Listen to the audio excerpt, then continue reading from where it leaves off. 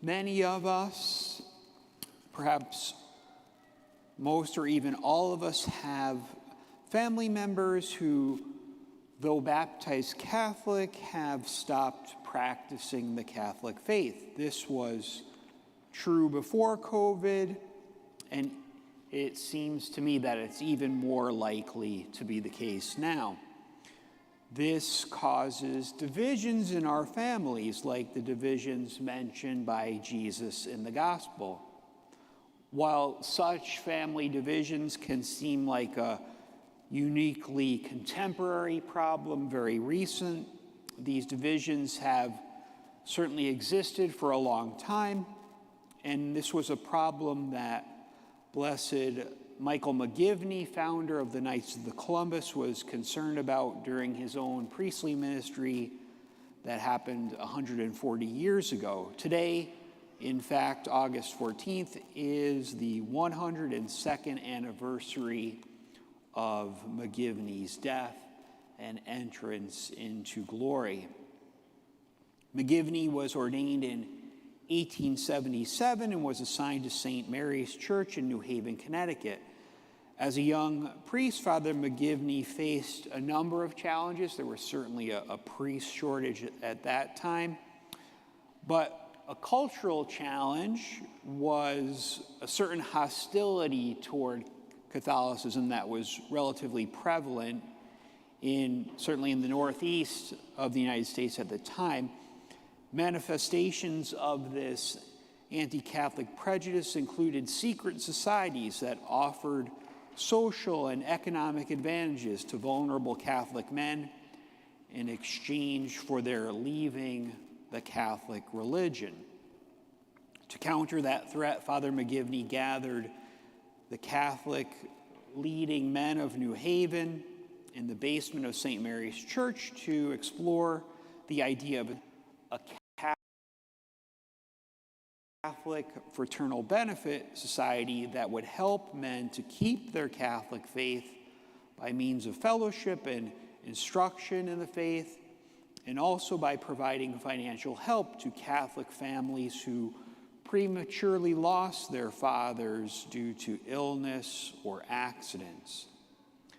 This financial assistance was intended not only for the economic well-being of these grieving families, but also helped to keep them from disbanding. You know, there was a chance that with the father of the family gone, the mother would have to remarry, perhaps outside of the faith, perhaps even farm out her kids to others to take care of them. And that financial assistance would keep that family together and allow them to more assuredly remain within the practice of the faith. Father McGivney proposed that the new group be named for a hero at the time, widely loved, and continents are named after him, Christopher Columbus. He was, and hopefully still is, widely regarded as heroic by the American people. And the name Knights appealed to many of the Catholic Civil War veterans who were interested in joining this new organization. On March 29th of 1882, the Connecticut State Legislature granted a charter establishing the Knights of Columbus as a legal corporation, and Father McGivney's Catholic Fraternal Benefit Society was born. His vision and mission are carried forth by more than 2 million Knights of Columbus throughout the world today. And while the Knights of Columbus do so much good, and I encourage all of our men to become knights, as I myself am, we find that family members, of course, still drift from the practice of the Catholic faith. And I believe that at least some of the reason, clearly not all or even the majority, but I think some of the reason for this lies with a basic assumption that education, and especially religious education, is for children, that our religious education will take place almost exclusively while we're children, and that little or perhaps even none of it will happen when we are adults. And this is a mistake, of course, and leads to problems. There are many aspects of the faith, even very significant aspects of the faith, that can only be truly appreciated and understood once we are adults and we have the capacity for certain concepts, especially things, well, all kinds of things, including, broadly speaking, the problem of evil. It reminds me of a story that I heard in another parish from a parishioner who was attending the solemn Good Friday Liturgy of the Passion with her preschool-age granddaughter. And I presume it was during that solemn reading of the gospel when Jesus clearly dies, and he dies on the cross. We pause for that prayerful time of reflection, and the priest made it very clear at that liturgy that Jesus died. And this little girl, this granddaughter, exclaimed, apparently so that many people could hear her, "Jesus died? Why didn't anyone tell me?" And I think, understandably, chances are she had heard that along the way, but with children, we don't dwell on some of the more difficult aspects of this was a horrifying, gruesome death that our Lord suffered. That is some of how we come to appreciate how much he loved us, is by the suffering that he endured for that. And we're not gonna spend a lot of time with that with small children, right? That's one of many things that we need to appreciate more as we grow, as we age, when we are adults. And so it's essential, if we're going to persevere in the faith, if we're going to do it well, that we continue to learn the faith as adults, that we learn it in what we might these days call an age-appropriate level, and continue to understand it as adults as we wrestle with new challenges, some of them all kinds of challenges presented by the culture and society, so that when we ourselves have difficulties, we can handle them, so to speak. And then when family members and friends have difficulties and challenges, that we are able to be a source of help for them as well. There are, of course, many different ways we can do this as adults. And we're fortunate, for example, in the Twin Cities to have at least two really good Catholic bookstores. We've got Leaflet Missal and St. Patrick's Guild in St. Paul. And as you'll hear in the Prayers for the Faithful, Pope Francis's petition for the month of August is for small and medium-sized businesses, for their success in these challenging times. And certainly it is good for us to support these small businesses, Catholic bookstores, with our patronage. And they have many great books and other resources for us to grow in the faith. The Knights of Columbus itself, as an organization, produces many good materials on the faith. These days, I think it's safe to say, you're expected to access those by way of the website. So certainly visiting the Knights of Columbus website is a good way to find information about the faith that's written for adults at an adult level. Speaking of the internet, it is, of course, not advisable to go to Google and type in, "Tell me exactly who Jesus is." You're going to get a lot of crazy results. So you might use that to fix your car, but don't use Google for your theology, right? So it's a great blessing that we have the Formed website. So the Formed is a virtually inexhaustible source of great Catholic content, mostly videos, I would say, but certainly there's audio files and even books that are all vetted and solidly Catholic. You can look at, read, watch. There's stuff for kids on that Form website. It's a terrific resource and very safe. It's going to give you what the church teaches, and you'll be able to learn your faith and look at those things that interest you. You don't have to sit through stuff you're not as. I mean, with all of us, there's different aspects of the faith that we're more and less interested in, and you can spend time, especially with those things that are of interest to you.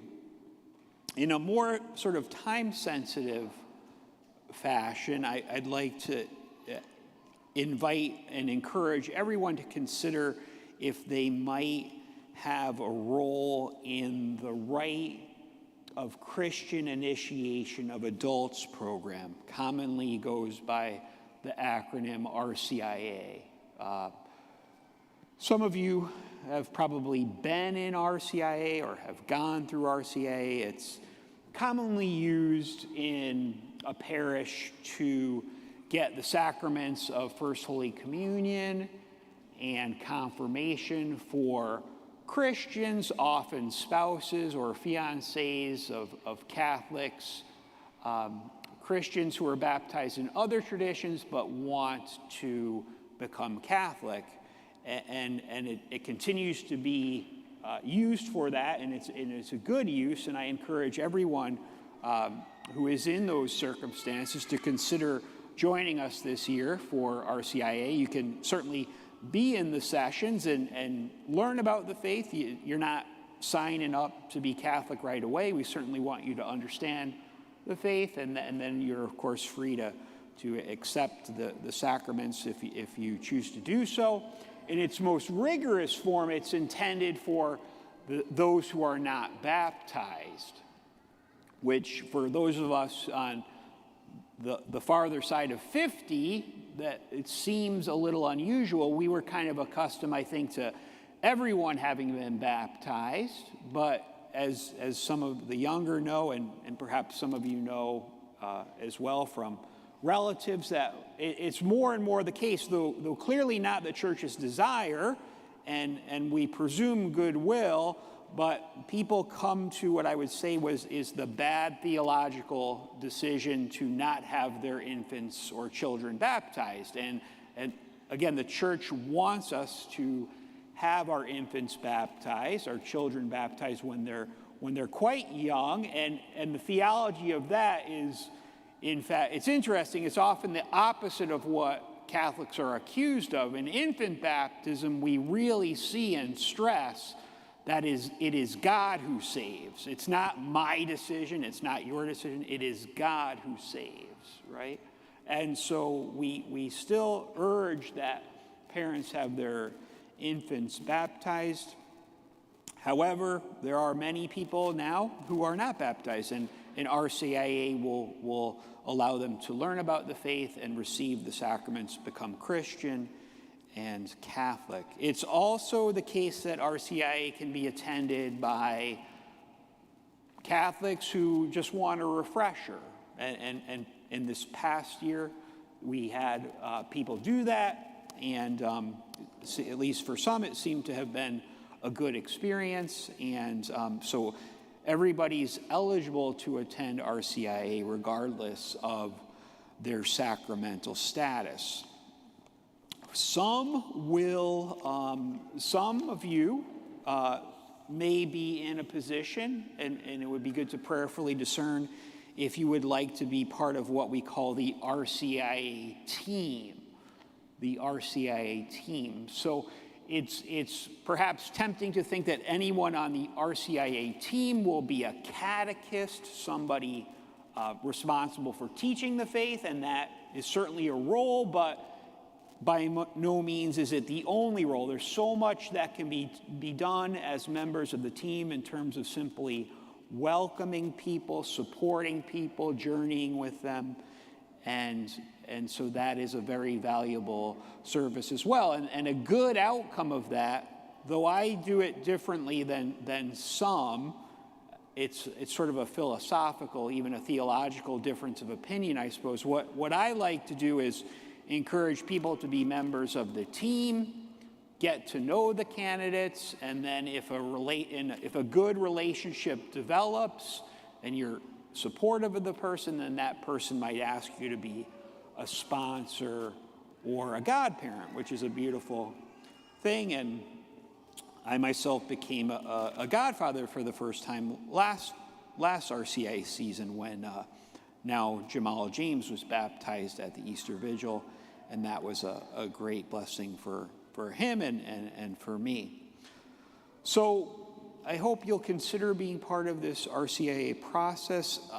It is the case that on Wednesday, September 14th at 7 p.m., we are going to have a kickoff event. September 14th is a beautiful feast day. It's the Feast of the Triumph of the Holy Cross, so a very fitting day for this gathering. And we're borrowing something from Jeff Cavins, who you hopefully know as a local, very accomplished and well-known evangelist and catechist himself. And he's speaking a program for doubling the size of your parish. He has a program that can double the size of our parish. And what a blessing that would be. And the math is pretty simple. If each one of us brought someone to RCIA and they learned the faith and became Catholic, then we would double the size of our parish. And it's tempting to think that emails and posters will get people to join a religion, but the truth is people really benefit from being accompanied and helped. And so at this September 14th event, we're hoping to give you tools and encouragement that will help you to bring folks to RCIA, help them to learn the faith, help them to get to know Jesus better, and become members of the church. It's a principle without fail. We can't give what we don't have, right? It applies to everything. We can't give what we don't have, and this is true of the faith as well. Please commit to learning about the faith at an age-appropriate adult level, whether it's the old-fashioned way of reading books, which is excellent, whether it's a more contemporary way, watching videos on Formed and at other places.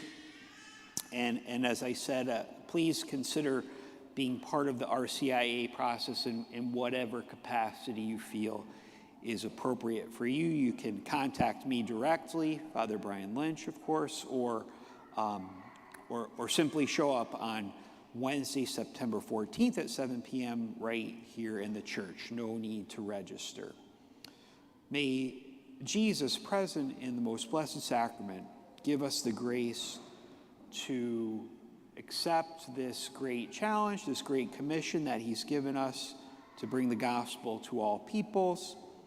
May he give us that grace in this celebration of his passion, death, and resurrection.